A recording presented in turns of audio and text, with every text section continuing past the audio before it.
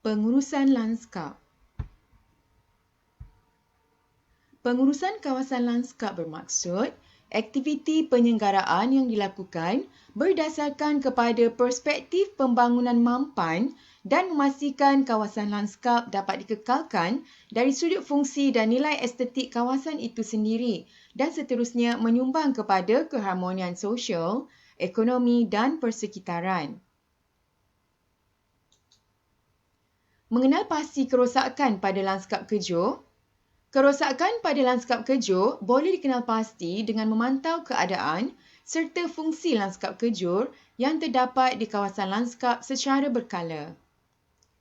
Jenis kerosakan, faktor cuaca, serangan anai-anai, kulat atau cendawan, aktiviti vandalism, faktor tempoh usia binaan, tiada penyelenggaraan yang dilakukan.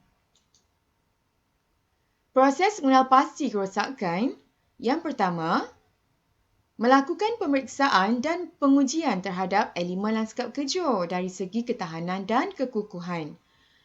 Langkah kedua, memeriksa keadaan persekitaran lanskap kejur. Pendedahan terhadap cuaca panas dan lembap menyebabkan kerosakan terutamanya pada binaan yang berasaskan kayu.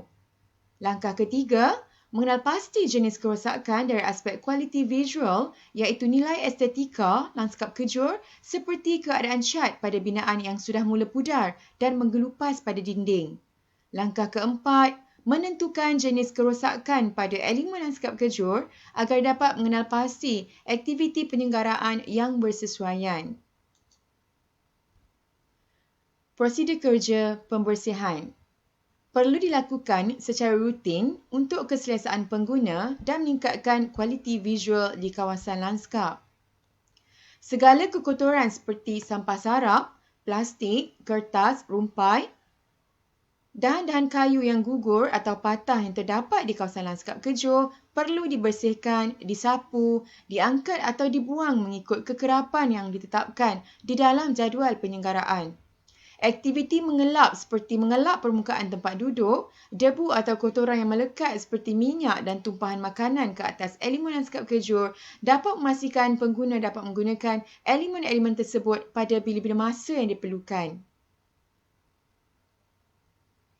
Prosedur kerja, membersihkan semua kekotoran seperti sampah sarap, kertas, daun-daun kering, dahan-dahan kayu yang gugur dan patah di kawasan lanskap kejur dengan menggunakan penyapu taman dan penyembur angin. Membersihkan lumut dan kekotoran menggunakan pam air tekanan tinggi. Memasukkan semua kekotoran ke dalam plastik sampah sebelum membuangnya ke dalam tong sampah. Kerja-kerja pembaikan dilaksanakan setelah berlakunya kerosakan pada mana-mana elemen lanskap kejur yang telah diperiksa dan diuji kerosakannya. Bertujuan bagi memastikan elemen tersebut masih boleh digunakan mengikut fungsi dan piawaian yang telah ditetapkan. Kawasan elemen lanskap kejur yang memerlukan penyelenggaraan pembaikan perlu ditanda dan dipagar supaya pengguna tidak menggunakannya. Antara pembaikan lanskap kejur adalah seperti memeriksa keadaan lanskap kejur sama ada masih elok ataupun boleh membahayakan kepada pengguna.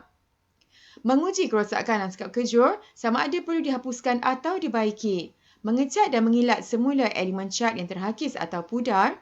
Mengilat kembali cat pada permukaan kayu atau arca yang warnanya luntur dengan menggunakan cat kilat atau sebagainya.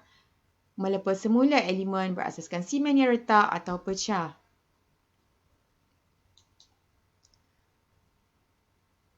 Menampal laluan pejalan kaki yang pecah atau berlubang untuk keselamatan pejalan kaki, memateri elemen keluli yang rosak, menggris dengan menyapu gris pada struktur keluli yang berkarat dan membaiki bangku taman dan mengecat semula struktur lanskap kejur.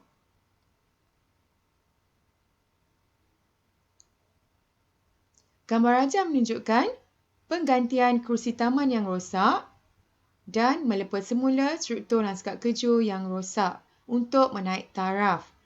Aktiviti naik taraf lanskap kejur ini seperti meningkatkan kualiti struktur binaan dan menambah kuantiti bilangan lanskap kejur sedia ada bagi menampung keperluan pengguna yang semakin ramai. Aktiviti penyelenggaraan lanskap kejur.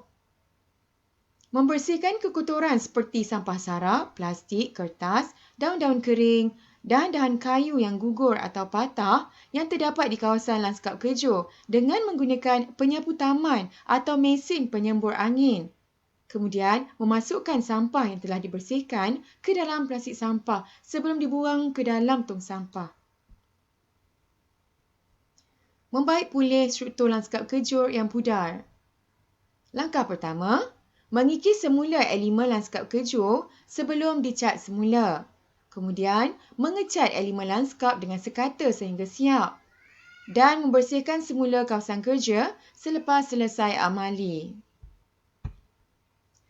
Memeriksa keadaan struktur dan kefungsian lanskap kejur setelah aktiviti penyelenggaraan dibuat.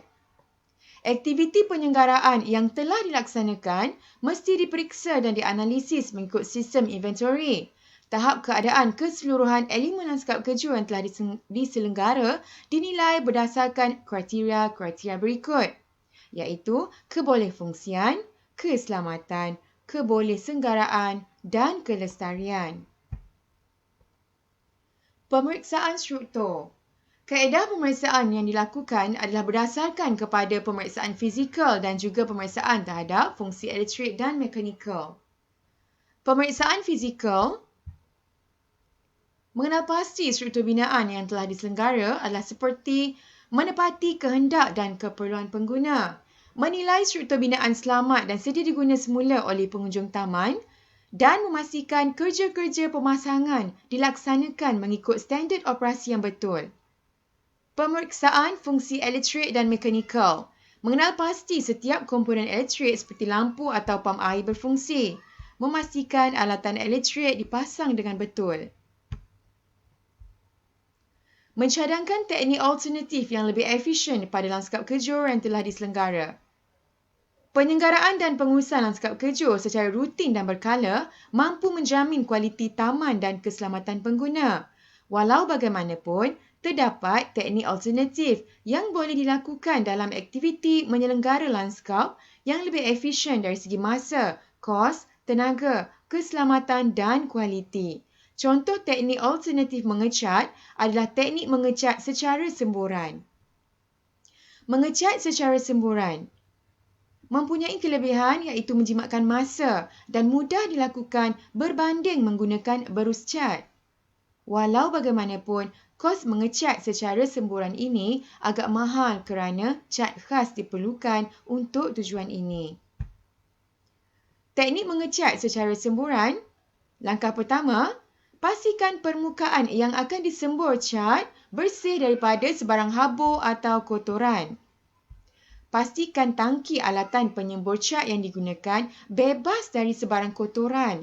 Kemudian, masukkan cat yang akan digunakan ke dalam tangki penyembur cat mengikut kuantiti yang diperlukan. Laraskan kedudukan penyembur cat pada permukaan yang akan dicat dan pastikan jarak muncung penyembur 12 cm hingga 20 cm daripada permukaan yang akan disembur cat. Akhir sekali, pastikan sebaran cat yang disembur sekata. Jadual kerja aktiviti penyelenggaraan lanskap kejur. Raja menunjukkan jadual kerja bagi aktiviti penyelenggaraan lanskap kejur.